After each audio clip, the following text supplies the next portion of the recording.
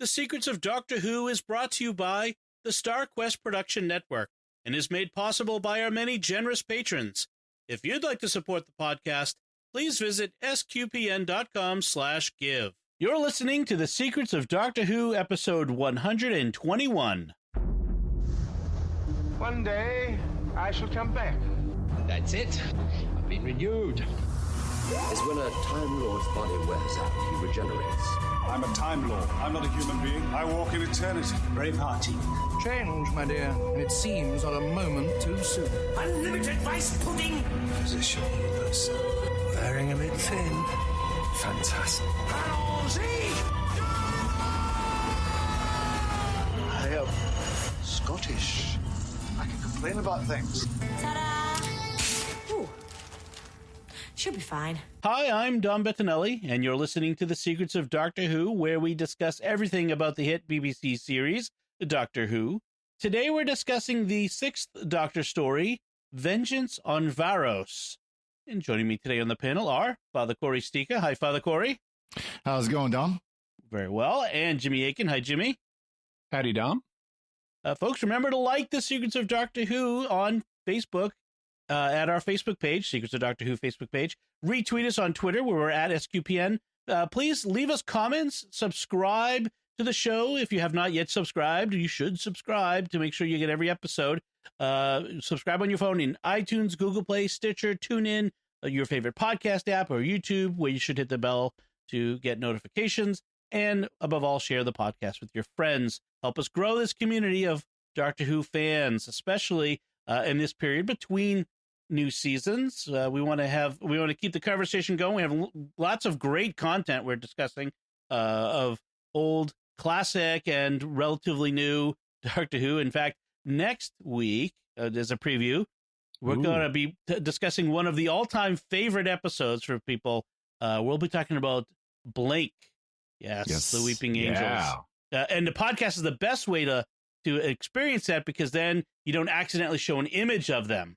Except I'm going to put an image of the Weeping Angel on your phone for the podcast. Don't look at your phone. Don't look at your phone. But that's not what we're talking about this week.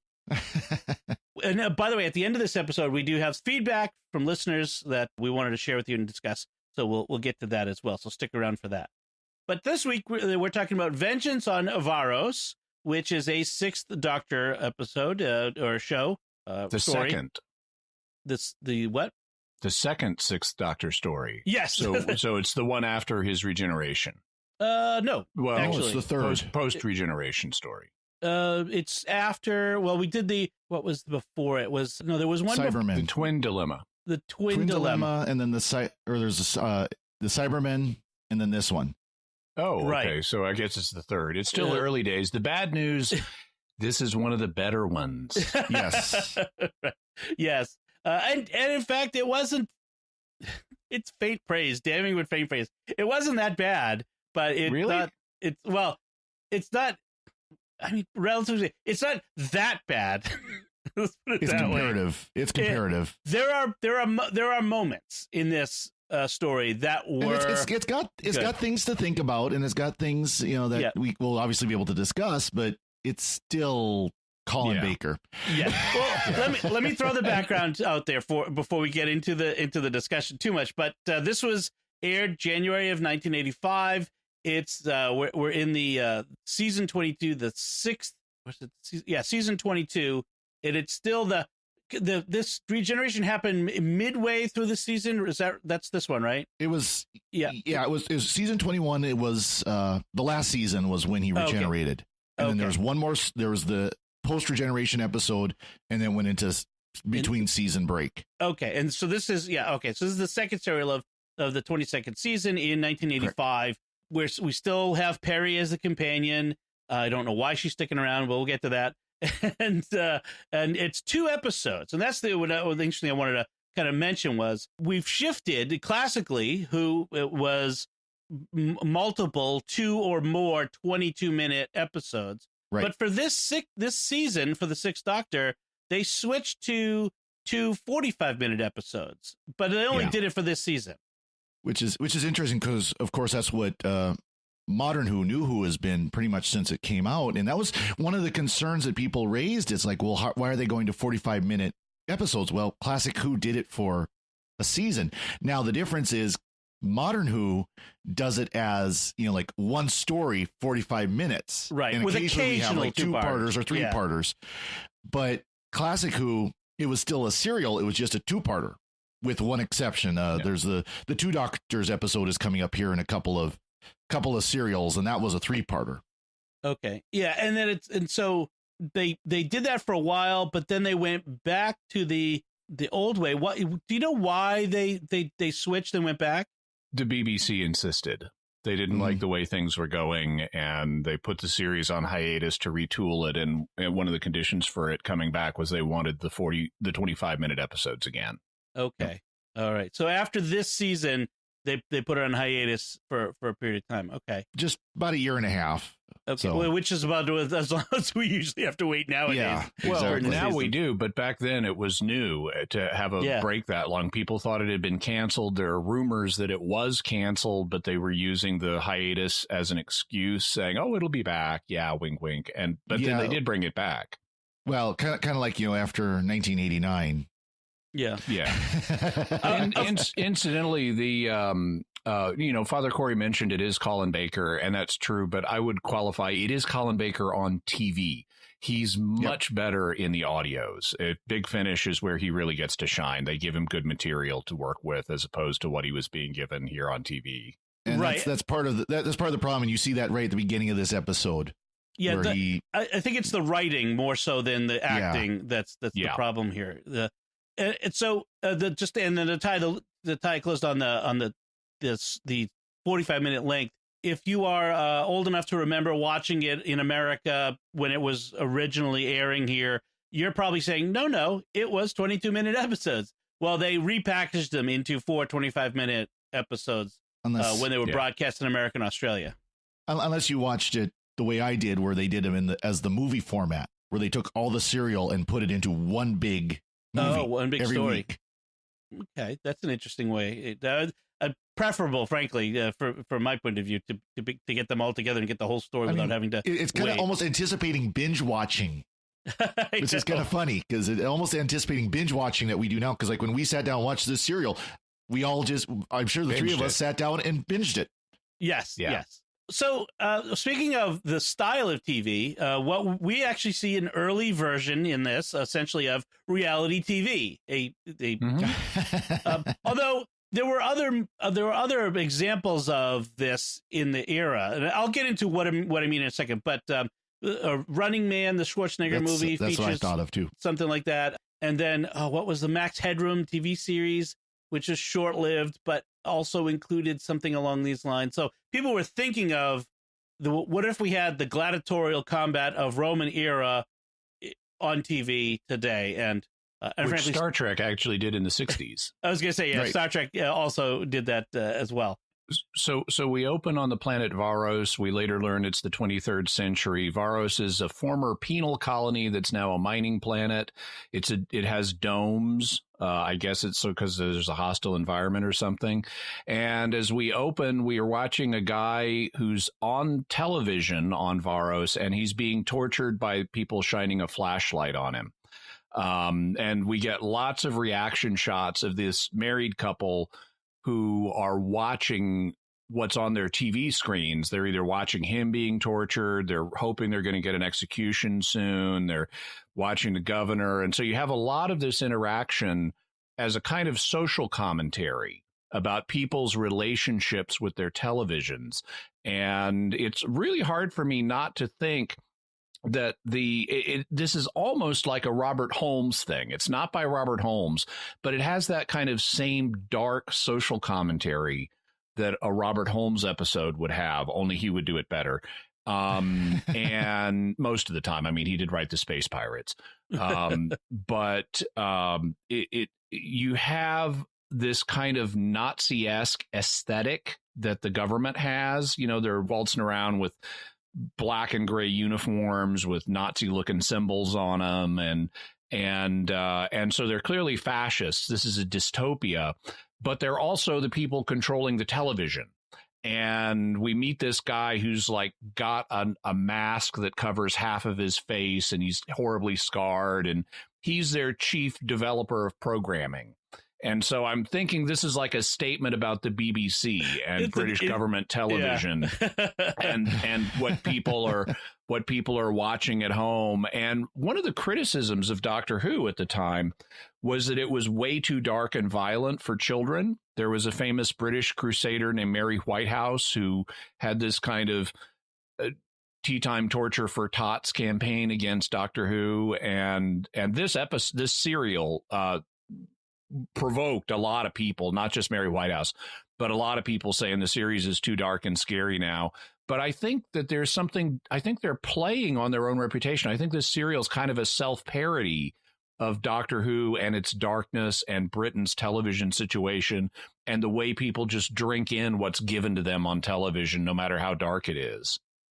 I think there's also an element in this of, again, this is 1985, so January of 1985. So being produced in the year 1984, which was also in pop culture. We remember George Orwell's 1984. Lots of people talking about that year, which featured Big Brother and TV sets in every room, and that watch you, and that were mandatory for you to watch if you did not watch it. And that comes up. So let's start with this. There's this bickering couple, Edda and what's their name? Arita, I believe. Arak and Edda. Arak, okay. Yep.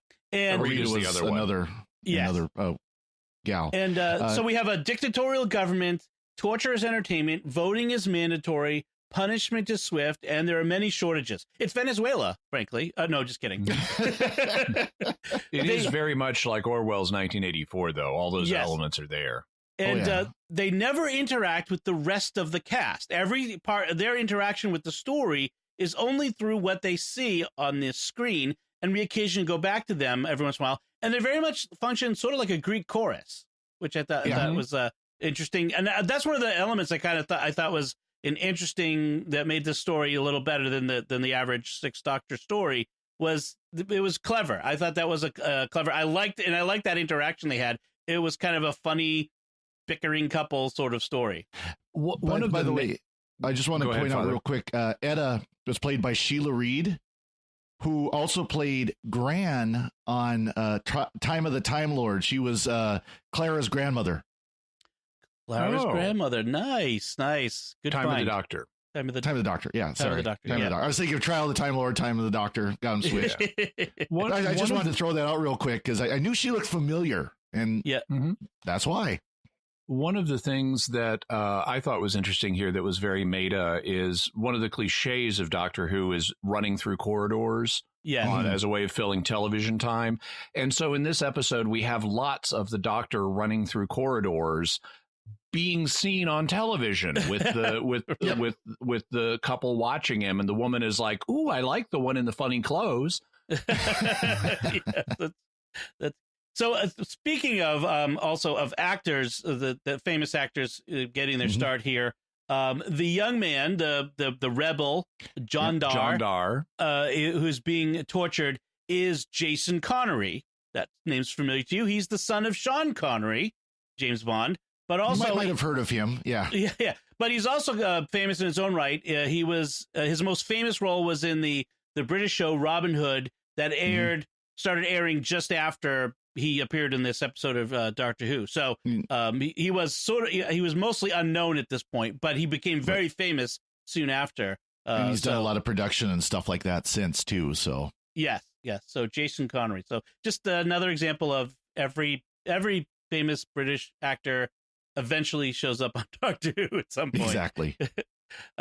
So we get this torture scene, and then we cut to the Doctor and Perry still bickering. So we had the bickering couple, Eric and Edda. Now we have the bickering Doctor and companion as she enumerates all his faults. And I'm sitting there thinking to myself as I'm watching this, why is she still traveling with him? Like, it's not like she's stuck with him. Like, they can't get back to Earth.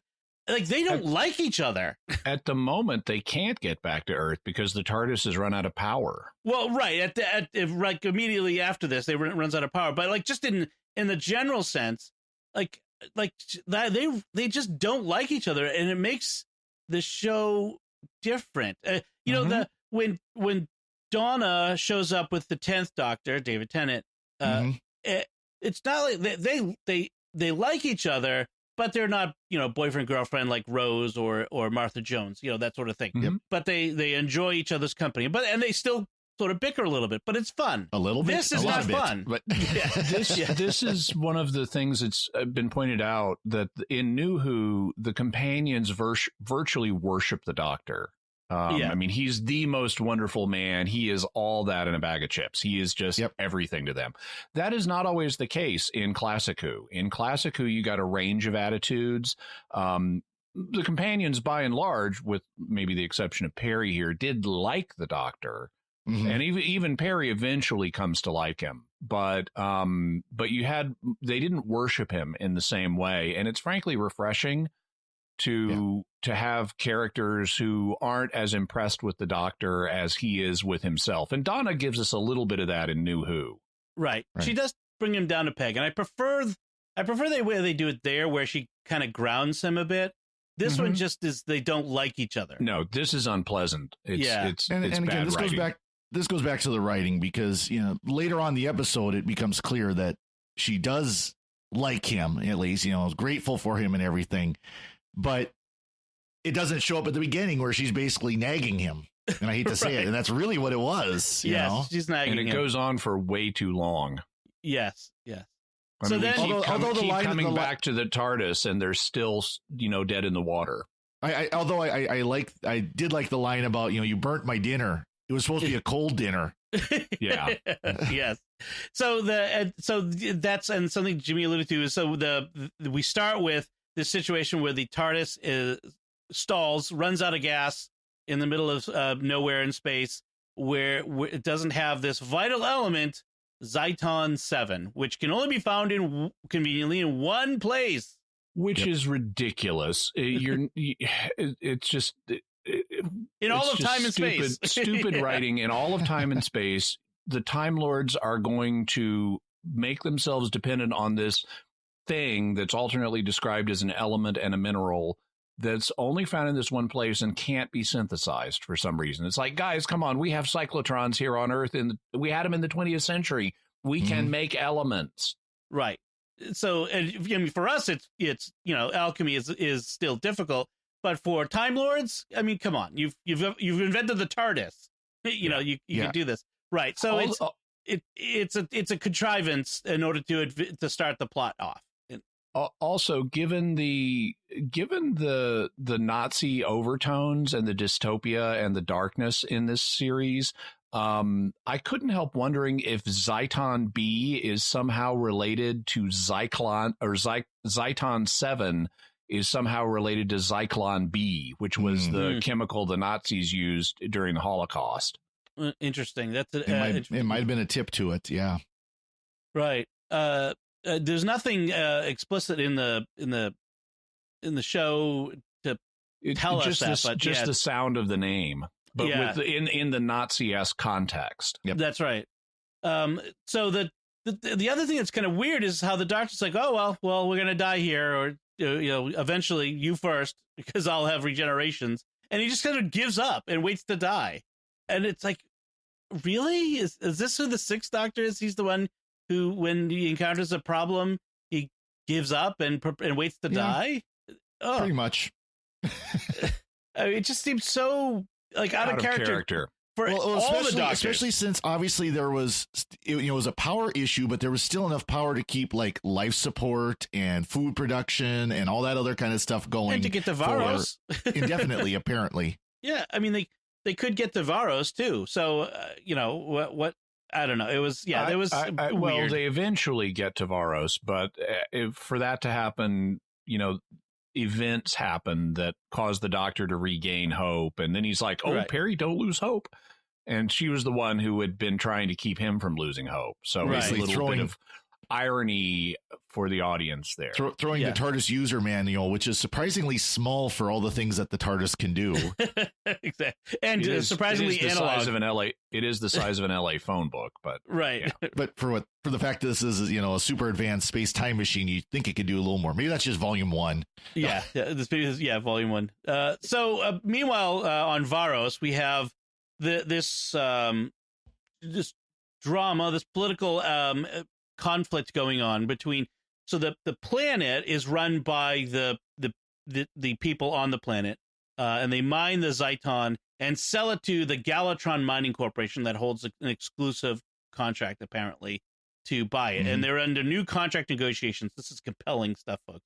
Contract negotiations. Ooh. There's been a trade dispute involving taxation of outlying routes. Yeah, exactly. Yeah. This never goes well. George Lucas should have learned from this, as from a storytelling perspective, going over economics. So we have the supremely strange and disturbing figure of Syl, who's the representative of Galatron, with the governor. Syl is our main villain in this episode, in addition to the Nazis, and he's kind of reptilian, but he's also kind of insect-like. He's like a little slug guy. He's played by a very short actor who's a Jordanian British guy named Nabil something. And and he's very physically small, and he sits on this kind of tabletop of a portable table that's carried around by attendants or moved around by attendants. And he also needs to be moisturized periodically. So we have this Lady Cassandra like moment, only it's water me instead of moisturize me. Exactly. But he's apparently from some kind of like swamp like planet or something. And he has this thing he does with his tongue. He's got this tick where he like rapidly licks his lips. It's like, only I can't do it.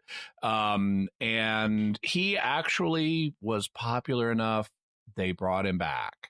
So there's more Syl in our future, and even more in the audios. Are we sure he was popular enough to bring him back, or are they more like the Slithines, where the writers liked him a lot more than the audience did? He was popular enough with the writers. His species, by the way, is he's a mentor. That's the name of his species. And he's trying to strike this business deal with the governor, and he's keeping the prices of Zyton really low. For some reason, the Varosians have not realized we're the only source of this vital mineral in the whole universe, so we can charge whatever we want. They have not realized that, so he's like forcing starvation conditions on these people by keeping the price artificially low. I kind of see that as plausible, though, because this was a prison planet, and as it's revealed later on in the episode, that the people who live there are just descendants of the original prisoners. It's kind of like, Australia was originally. Right.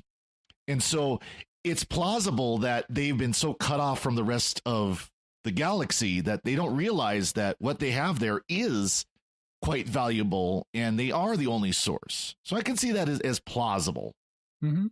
And Syl also has an inside man who's who's helping him with this exclusivity and undermining the governor. He's the chief officer. He's the chief law enforcement officer, and sort of deputy to the governor, I guess. But he's the inside man. And in addition to exporting Zyton 7, they're also trying to export snuff films to other places based on their public TV executions. What I find interesting is the politics of Varos, because apparently, so not only is voting mandatory, but there are real consequences for the governor. If he loses a vote, he gets exposed to this cellular disintegration torture ray that nobody has survived more than 4 times. So as he gets less popular and people do have a free vote against him, he's eventually going to die. And there are situations in which an election can be forced, even when he doesn't want one, which then happens in part 2 of this. But and then when a governor dies, they like take the names of the top 12 other Nazi-esque Enforcers? officials, Yeah. and randomly select one. And the idea is that if you know your life is on the line, you're going to be better motivated to find solutions for these people. And so even though it's a dystopia with accountability. And as negative, as dark as it is, they've got the pieces in place that in the real world would lead to an improvement of their situation. So it's kind of interesting to me conceptually that, I mean, if you have accountability going on to the people that's real and has teeth, that actually will motivate leaders to improve your situation in the long term. It motivates leaders to provide solutions that are popular. I don't want to get too much into political theory here, but that's actually something the governor eventually realizes is there are no popular solutions to the difficulties he faces. And so he has, sometimes a leader has to make an unpopular decision that eventually proves to be right. But in the moment, the people would vote against. So, for example, he tried to have people vote down to reduce their food rations. And of course, they're not going to do that. Exactly. Yeah. There will be mistakes made in the selection process, both by leaders and by the people. They'll both make stupid mistakes, but in the long run, having leaders with accountability is going to produce better results than leaders with no accountability. It's not just a totalitarian regime where the leaders stay in power as long as they hold the guns, so to be honest.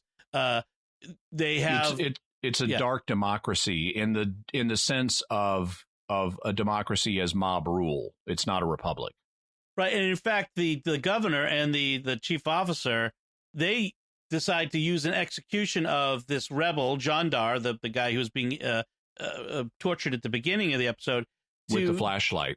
Right, to distract the voters and keep him from having to undergo another vote while he's working on this renegotiation of the contract with Galatron, and also, like you said, trying to sell videos of their executions and tortures to be a side hustle for the the planet. Yeah. So then we're introduced to Arita, who's John Dar's wife, who's in prison, and Rondell, who gets almost no time. I expected him to have a bigger role than he eventually has. He's John Dar's former best friend who is now a guard with the government and dies quickly. Quickly, having done the right thing by helping them escape from prison. But from the goofy Nazi golf cart that's chasing them. Very slow golf cart. You can let's get in this golf cart faster than those things. Well, quick, everybody on board the golf cart so we can go very slowly down this corridor and then get off in 15 feet. That happens more than once. Her narrative reveals that this was originally the prison planet for the criminally insane. That's actually an element that we didn't talk before. This wasn't just a prison planet for anybody. The criminally insane were sent to this prison planet. And the descendants of the original officers and guards are the ones who are running things and live in relative luxury, while the descendants of the inmates are the ones who are the workers. And perhaps related to the fact it was for the criminally insane, they have this torture dome where they have all the prisoners of society. And one of the ways they torture them is by having the computer or whatever generate hallucinations for these people. So they're allowed to kind of, to some degree, wander around freely, most of them. They're not all chained up or in cells, and they're encountering these hallucinations, and their encounters are then broadcast on television and saved for export to other cultures as entertainment. Right. They're given the hope of escape if you can only just find the right way out, which, of course, which is like the Running Man. Yes, exactly. It's demonic in a sense. So we have John Dar's execution is about to go down, and the TARDIS materializes in the execution chamber. The guard thinks, speaking of hallucinations, the guard thinks he's experiencing one of these hallucinations, and so the Doctor and Perry trick the guard and free John Dar. And this guard will be important later on at the end. And so Then they go on a runabout through corridors and encounter hallucinations of giant flies and green lights and other things. Yeah, Rondo gets killed. The TARDIS gets taken. The BBC must have had a documentary on flies at some point, and they reused some of the footage from that. Yes. So we have TARDIS separation and then Doctor separation. The TARDIS is taken to the control room. Then the Doctor and the others are separated. So the Doctor ends up hallucinating a desert, and the hallucination is so real that his body thinks that it is dying of thirst, and he collapses, and everyone thinks he's dead. And cut to commercial. Apparently, is what they do. End of part one. End of part one. The Doctor is dead. Right. They were told. Yes. Beginning of part two. Part two. Turns out he's not dead, but they think he is. They take him to the body disposal area where they're going to dump him in a vat of acid to dispose of his body. Only first they dump what looks like another corpse in a body bag into the acid, and it's not clear to me, is that meant to be another corpse? Because one of the characters says that they always do that to show the viewing audience that the acid is real. So maybe that's not a maybe it's not a prisoner or in the body bag. I mean, it could be just someone who died of natural causes that they were disposing of a body, or even just, or it could be a prop. A prop, exactly. But they start to dump the Doctor, and he wakes up, and they both fall in the acid. And there was a huge controversy in, I guess, the pre-DVD days or pre-video days of, did he push them into the acid? But you watch it carefully, and he's actually one of the guards just falls in the acid and dies, and then he pulls the other guard in. Except the Doctor is kind of defending himself. He's like using a cot to shove the other guard towards the acid. So there's some unclarity about, is the Doctor trying to kill the guy? But what actually kills him is the other guard reaches out disfigured from the acid and yanks him in, as he tries to get out and fails. Right. Now, the Doctor does make a quip about not joining them before he leaves. Yeah. He does seem very callous. And this is one of those things where people thought that this made it a very dark, violent episode, was how callous the Doctor was. I didn't really take it. I know people did take it that way. I didn't. I just took it as like a James Bond type quip, and frankly, I mean, if I was in that situation, someone just tried to kill me and then they pulled themselves into the acid, I could say, forgive me if I don't join you. Right. So the Doctor, to no avail, the Doctor's recaptured. He's going to be executed in the old-fashioned way by hanging, along with Jandar. But Perry and these names, I can't remember the difference. Attar, Jandar's wife, I forget the exactly. Areta. I'm going to call her Aretha just so I remember it. So Perry and Aretha end up in the mutilator, the mutator. Which is mutilator. That's rather appropriate slip. It's just a weird device that transmutes people into other things. Based on their fears. Fears. What you fear is what you become. So it's kind of body horror. Perry is afraid of birds or something. Apparently, her fear is that she wants to escape and fly away, and doesn't everybody in that situation? Yeah. So it's kind of a strange sequence because they have this elaborate makeup that they gradually apply to both women, and then they wake them up and they're not, they turned off the machine just in time and now they're better. It fades away again. Well, it fades back, and Areta, part of me is disappointed, but part of me likes the fact that what Areta is turning into is not identifiable as any clearly earthly animal. It's kind of reptilian or kind of amphibian, but you can't really tell. Syl kind of likes it. Syl likes it. Yeah, she's finally becoming attractive. So that's what they do to the women. For the men, they were going to do this hanging, Yeah. And they have these like religious order of priests there at the execution who worship the great video of Varos. Yeah. If you listen to their chanting. Well, I love the priest looked almost Eastern Orthodox or Eastern Catholic, and the monks looked like Franciscans, but just with black habits instead of brown. They're Dominicans. Well, someone went to the BBC wardrobe department dress up box and got to playing around. Exactly. Yeah. Yes. I even like the doctor's comments. Do you always play the priest? Yeah. That was a bit of fourth wall. Yes. And the guards have Darth Vader helmets, by the way. That's the other thing I noticed. Yeah. Yeah. The doctor also it turns out at this point in the series, the Nazi governor is turning into the kindly Nazi governor. Right. He starts to display more and more kindness, even though he's a Nazi. And so one of the first acts of kindness is it turns out the execution is fake. He's just doing it to learn the truth about the doctor. And the doctor promises that he will free Varos from the Galtron Mining Corporation if he's spared, because he knows how valuable Zeiton 7 is. And so he offers to improve their negotiating position if they let him go. So it turns out the ropes for the hanging were not attached. So they would have fallen a little bit, but not have been strangled. And the doctor knew that, but he still offers to help the Varosians. But he wants the women freed from the mutator, which takes an abnormally long amount of time to turn the thing off. Partly it's because the torture guy, Quillian, the head of programming, really wants to test this mutator thing. And so he's defying orders. But even once the governor gets directly involved, it's like, it's too late. We may as well let him finish mutating. And the doctor finally shoots the machine running this to get it to turn off, as opposed to unplugging it or something. Right. And it turns off, and the women revert to human form. So they got him in time. And by the way, the doctor used a gun to destroy the machine. Against a machine, though. Right.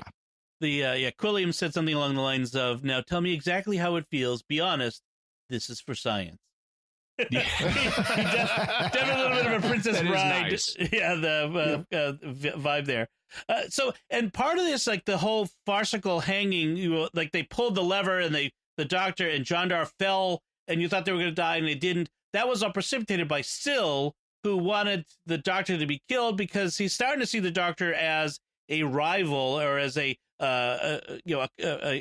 sand in the gearworks for his efforts to take advantage of the planet and its mining concessions. Yeah, and meanwhile, Syl is on the phone to his own people trying to get them to invade and take over Varos. Right, which, why didn't they do that in the first place, I suppose? But and then eventually the governor is usurped by the chief officer, who cites, some legal precedent that is baloney, of course.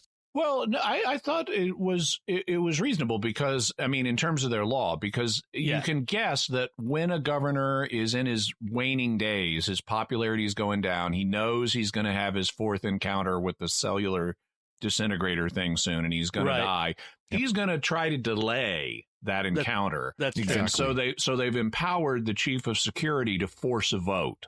It's called the 25th Amendment. Yeah, and so that's what the security chief, who's in Syl's pocket, does. He invokes that principle of Varosian law and forces a vote.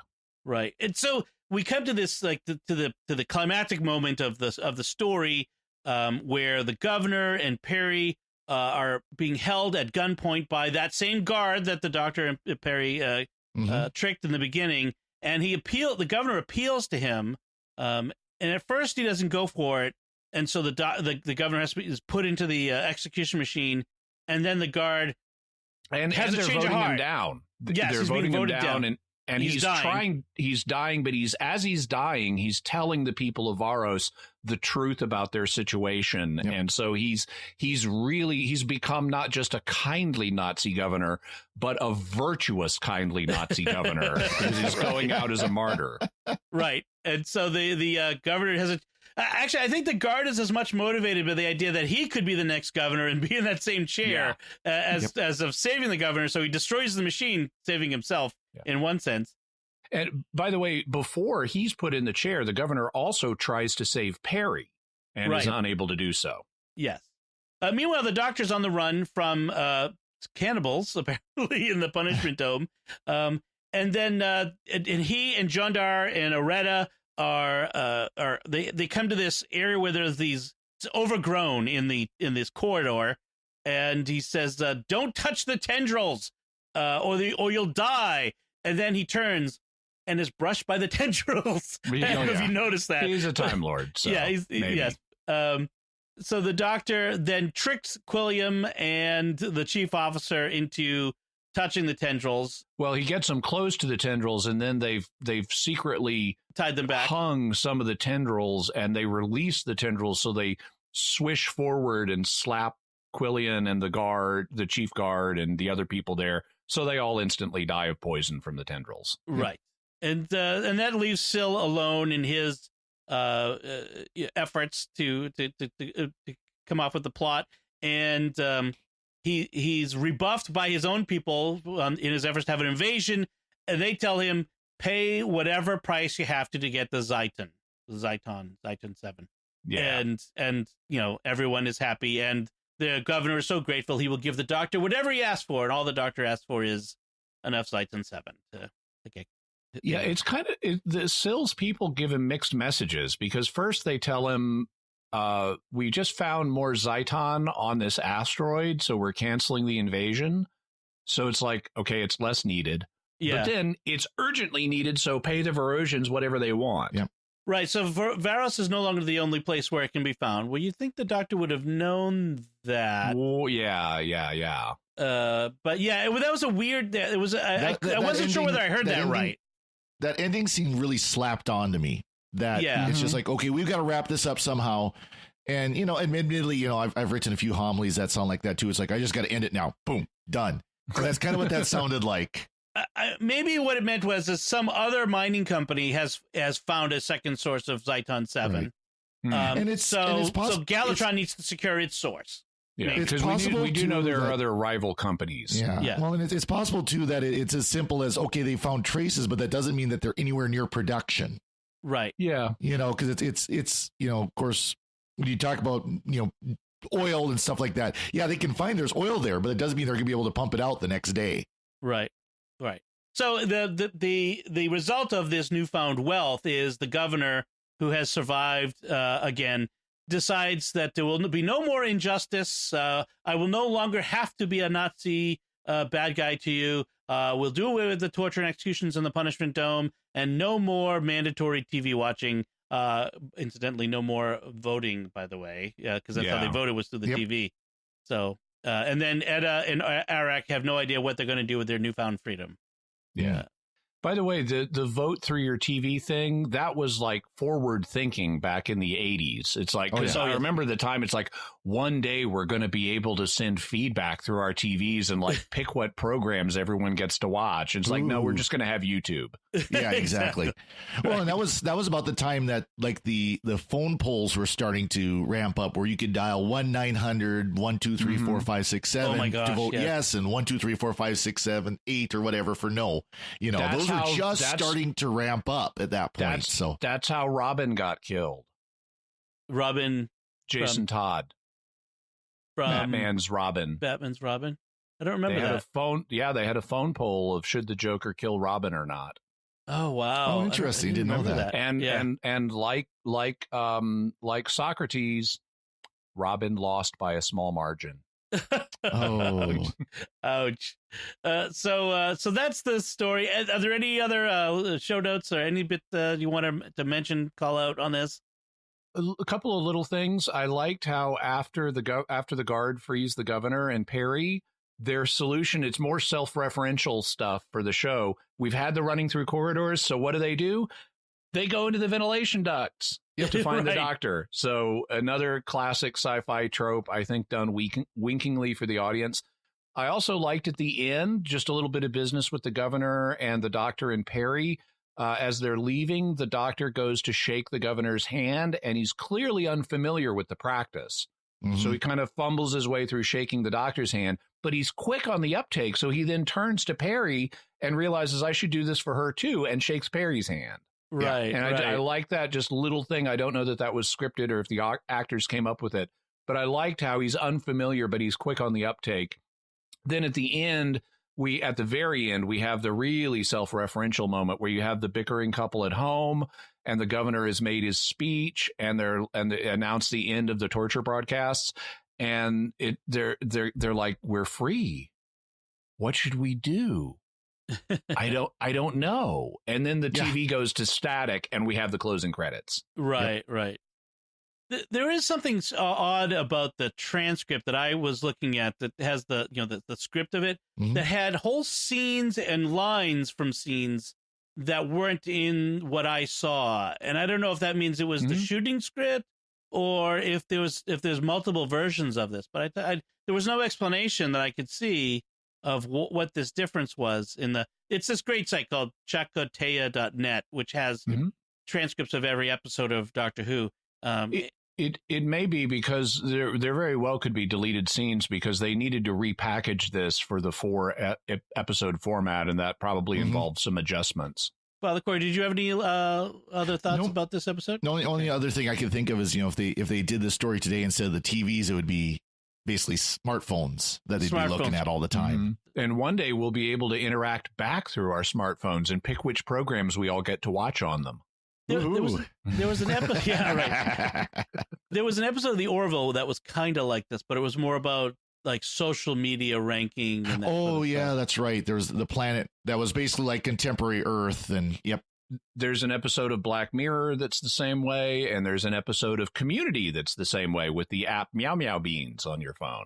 Leads to a dystopian Logan's Run like stratified society. Yeah, Jimmy reminded me that I do. One of these days, I need to watch Community. So same here. Yeah, come back and binge watch that. So, all right, great. So I mentioned we have some feedback from folks, and I'm going to talk a little some of it here. We get so much great feedback, especially on our Facebook page, that we really do appreciate it all. We got an email from Kevin Nickerson who was commenting on our episode on the Highlanders. Now, Kevin is a bagpiper, so particular interest in this episode. He mentioned how we said it's important to note, he says, that many independent companies of soldiers were raised by clan chiefs and fought for the government. So there were Scottish clans fighting on behalf of the king, chief among them several which would amalgamate and became known as the Royal Scots. And he says that Jamie McCrimmon was part of the Clan MacLaren, and the McCrimmons were the pipers to the MacLeods, the Clan MacLeod, not Connor MacLeod, maybe Connor MacLeod from Highlander, but that's a whole different show. Not the bad detective series starring Dennis Weaver from the 70s, MacLeod.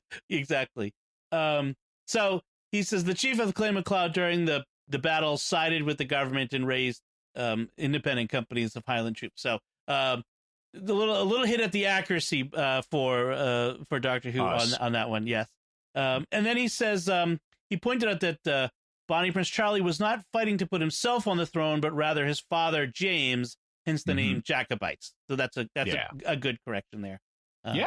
So and then on our episode on the Lazarus experiment with the 10th Doctor, Danny Butler on Facebook mentions corrects us. Francine doesn't trust the Doctor because she at one point says he reminds her of her cheating husband, her ex-husband. So for whatever reason, but so yes, that's a good point. Francine, although we meet her cheating husband and he's nothing like the Doctor. Yeah, no, I think she just distrusts him because she thinks he's a runaround sort of guy like her husband. But thank you both for your feedback. We really appreciate that. So I think that's it for us on this episode. Before we sign off, we want to take a moment to thank our patrons who make it possible for us to create The Secrets of Doctor Who. And today we want to thank by name Hans G, Anthony M, David G, Gino N, and Rick A. Through their generous donations at sqpn.com/give. They make it possible for us to continue The Secrets of Doctor Who and all the great shows we do at SQPN. And you can join them by visiting sqpn.com/give. So that's it from us. Tell us what you thought of this episode if you got a chance to watch it, or of our discussion of it. Let us know by visiting sqpn.com or the Secrets of Doctor Who Facebook page. You can leave feedback there or send us an email to doctorwho@sqpn.com. We'll be back next time when we'll be discussing, like I said, we'll be discussing Blink with the 10th Doctor, one of the favorites episodes of all time, for especially for New Who. Until then, Jimmy Aiken, thank you for joining me and sharing the Secrets of Doctor Who. Thanks, Tom. Father Corey Stika, thank you as well. Oh, my pleasure, and thank you, Dom. And once again, I'm Dom Bettinelli. Thank you for listening to the Secrets of Doctor Who on StarQuest. And remember, you'll age here in the TARDIS and then die. Me, I shall go on regenerating until all my lives are spent. Right. This is going to be fun.